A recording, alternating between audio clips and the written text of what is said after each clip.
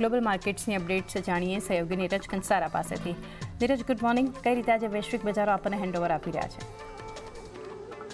જી good morning. અને ખાસ કરીને આજના દિવસે જો થોડું પોઝિટિવ સેટઅપ બની રહ્યું છે. ગઈકાલે અમેરિકાના બજારોની અંદર આપણને થોડી ઘણી તેજી સાથેનું એક ક્લોઝિંગ જોવા મળ્યું હતું.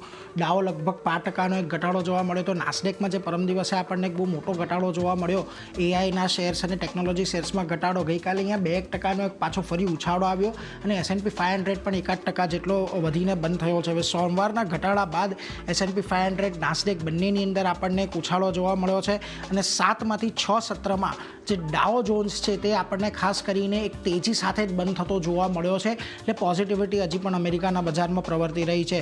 સોમવારે 17% ઘટ્યા બાદ ગઈકાલે 9% જેટલી રિકવરી આપણને એનવીડિયાના શેર્સની અંદર આવતી જોવા મળી.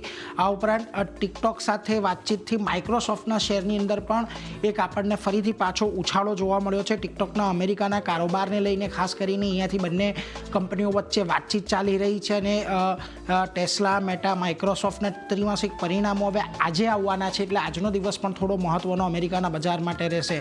મેગ્નિફિસન્ટ 7થી ગ્રોથ 2 વર્ષમાં સૌથી ઓછી રહી શકે છે અને આજે મોડી રાત્રે અહીંયાથી યુએસ ફેડના વ્યાજદર અંગેનો નિર્ણય આવતો જોવા મળશે. એટલે એના પર પણ એક ફોકસ રહેશે. સોમવારે ક્વાર્ટર ઇટીએફમાં લગભગ $4.3 બિલિયન ઇન્ફ્લો એક ખાસ કરીને આપણને આવતો જોવા મળ્યો અને 2021 બાદ એક દિવસમાં સૌથી વધારે ઇન્ફ્લો અહીંયા QQQ ETF અંદર આપણને આવતો જોવા મળ્યો છે. એટલા માટે અહીંયાથી ખાસ કરીને એના પર પણ એક ફોકસ રાખવાનું. સ્ટારબક્સના પરિણામો આવતા દેખાયા. કંપનીએ પરિણામો અનુમાનથી સારા જાહેર કર્યા છે. સતત ચોથું ત્રિમાસિકની અંદર જે સેમ સેલ્સ ગ્રોથ છે તે એની અંદર એક ઘટાડો આવતો જોવા મળ્યો છે. ચીનમાં જે સેમ સેલ્સ સ્ટોર ગ્રોથ છે લગભગ 6% જેટલો અહીંયાથી ઘટાડો આવ્યો છે. બીજી તરફ તમને જેટબ્લુના શેર પર પણ પરિણામની અસર જોવા મળી. 26% જેટલો ગઈકાલે અહીંયા ઘટાડો આવતો જોવા મળ્યો. અનુમાનથી વધારે લગભગ ગાઈડન્સ જે થતી એમાં ઘટાડો આવ્યો છે અને કાલે જનરલ મોટર્સના શેરમાં પણ પરિણામને પગલે 9% વેચવાલી ખાસ કરીને આવતી જોવા મળી છે. એટલે આ બધાની વચ્ચે પણ ગઈકાલે અમેરિકાના બજારમાં આપણને એક સારી એવી તેજી જોવા મળી.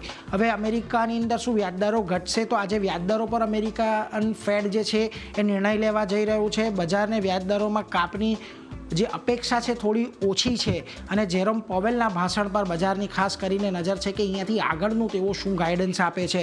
આ ઉપરાંત એનાલિસ્ટોની વાત કરી, એનાલિસ્ટોના મત જોઈ લઈએ તો મોંઘવારી અને દરો લાંબા સમય સુધી ઉપલા સ્તર પર બનેલા રહી શકે છે એવું એમનું કહેવું છે. 2025માં વ્યાજદર ઘટી શકે છે કે નહીં તે પણ કહેવું થોડુંક અત્યારે મુશ્કેલ છે અને ખાસ કરીને જો આગળ વધતા અહીંયાથી વ્યાજદરોમાં કાપ ન આવે તો પણ કોઈ આશ્ચર્યમાં ન પડવું જોઈએ એવું પણ એનાલિસ્ટો અત્યારે માની રહ્યા છે. એટલે આ બધા પર એક ખાસ આપણે નજર રાખવાની છે.